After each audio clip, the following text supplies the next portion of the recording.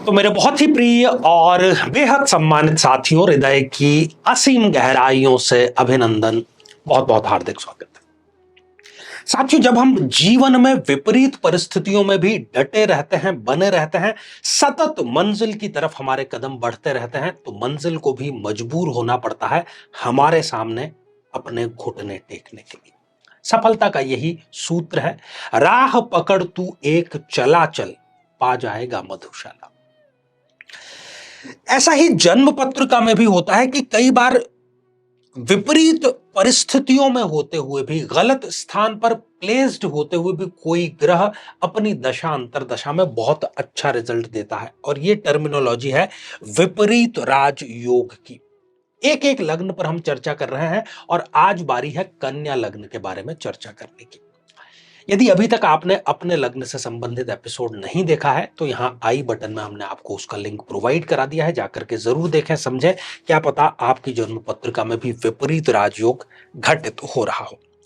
और यदि आप भी चाहते हैं कि आपकी जन्म पत्रिका का विश्लेषण, कौन सी महादशा चल रही है, अभी जिस समस्या से आप दो चार हो रहे हैं, जूझ रहे हैं, उसका क्या समाधान है, तो आने वाले समय में मैं स्वयं इन शहरों में उपस्थित रहूंगा।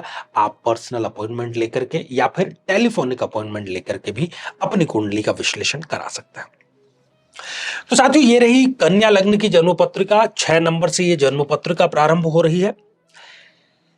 साथियों, विपरीत राजयोग के लिए दो परिस्थितियां एक साथ में घटित होना बेहद जरूरी है। सबसे पहला कि इस छठे, आठवें या 12वें भाव का स्वामी जो है वो छठे, आठवें या 12वें में से कहीं पर विद्यमान हो, और साथ ही जो कुंडली में लग्नेश है, जैसे कि इस जन्म पत्रिका में है बुध, वो मजबूत स्थिति में हो, अच्छे स्थान पर प्लेस्ड हो। तो सबसे पहला जो ग्रह है जिसकी वजह से यहां पर विपरीत राजयोग घटित हो सकता है वो है शनिदेव, क्योंकि वो इस जन्म पत्रिका में षष्ठेश है। शनिदेव या इस छठे भाव में है या फिर इस 12th हाउस में विराजमान है। इन दोनों में से शनि कहीं पर भी यदि विराजमान है, और साथ ही बुध जो है वो या तो लग्न में या सेकंड हाउस में मित्र राशि में, या फिर इस मित्र राशि में, या त्रिकोण में, या फिर स्वयं यहां पर भद्र योग बनाते हुए, या इस नवम भाव में विराजमान है। बुध इनमें से कहीं पर भी है और शनि इन दोनों में से कहीं पर है, तो हम इसको कहेंगे कि ये विपरीत राजयोग की स्थिति बन गई।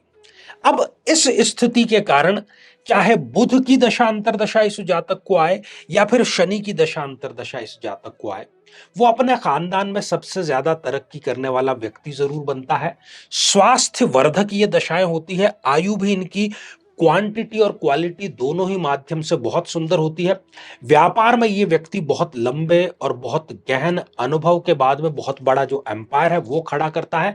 अपनी सलाह के माध्यम से, अपनी वाणी के माध्यम से बड़े बड़े ये कार्य करता है। बुध चूंकि बुद्धि का अधिपति है, तो ये बुद्धि के माध्यम से बड़े बड़े जो युद्ध हैं, विवाद है, बहस है, कोर्ट केस है, वो तक ये जीतने का मादा रखते हैं। साथियों, दूसरा जो ग्रह है जिसकी वजह से यहां पर विपरीत राजयोग बनता है वो है मंगल देव। यदि मंगल देव इस जन्म पत्रिका में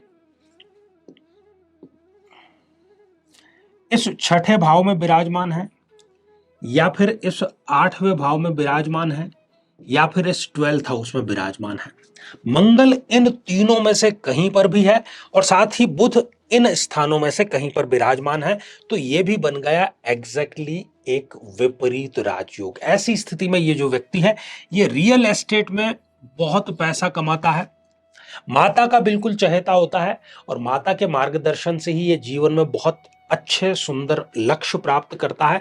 भाइयों का सहयोग इसको मिलता है। रिस्क लेकर के यदि ये कार्य करता है तो उसमें भी इसको सफलता जरूर मिलती है। एक बात जरूर है कि इस व्यक्ति को थोड़ा अननेसेसरी क्रोध जरूर आ जाता है, लेकिन ये अगर उसको सही दिशा दे दे, सकारात्मक दिशा दे दे, तो फिर ये विपरीत राजयोग की स्थिति, चाहे फिर वो बुध की दशा हो या मंगल की दशा हो, जीवन की सर्वोत्तम दशाओं में से एक इनके साबित अवश्य हो जाती है। साथियों, तीसरा जो ग्रह है इस जन्म पत्रिका में वो है द्वादशेश सूर्य। यदि सूर्य इस जन्म पत्रिका में इस छठे भाव में विराजमान है, या फिर इस 8वें भाव में विराजमान है, या फिर इस भाव में स्वग्रही होकर के विराजमान है, इन तीनों स्थानों में से सूर्य कहीं पर भी विराजमान है और बुध इन स्थानों में से कहीं पर विराजमान है। ये दोनों जब परिस्थितियां एक साथ में घटित हो जाती हैं तो हम इसको कहेंगे कि इस जातक या जातिका की जन्म पत्रिका में विपरीत राजयोग घटित हो गया। और विपरीत राजयोग यदि घटित हो जाता है तो चाहे फिर सूर्य की दशा अंतरदशा हो या बुध की अंतरदशा, ये जीवन में इनकी सर्वोत्तम दशा होती है। व्यक्ति आत्मविश्वास से लबरेज होता है। पिता का उसको या तो व्यवसाय मिलता है या पिता की वो परिस्थितियों को बहुत बेहतर आगे बनाता है। पिता का हमेशा इसके ऊपर मार्गदर्शन बना जरूर रहता है। सरकारी नौकरी भी ये प्राप्त करता है, वो भी बहुत अच्छे स्तर की, किसी न किसी प्रकार का पद ये जरूर प्राप्त करता है। हर एक स्थान पर इसको सूर्य की दशा अंतरदशा जो कि 6 साल की होती है, सम्मान मिलता ही रहता है। तो इन तीनों परिस्थितियों में यहां पर विपरीत राजयोग बनते हुए, और यदि विपरीत राजयोग बन रहा है फिर भी आपको जितनी यहां पर पॉजिटिव बातें कही गई है वैसा नहीं अनुभव हो रहा है, तो कहीं ना कहीं आपको जो महादशा चल रही है उसको मजबूती प्रदान करने की जरूरत है। जिस ग्रह की आपको महादशा चल रही है उसकी रश्मियों को आकर्षित करने की जरूरत है।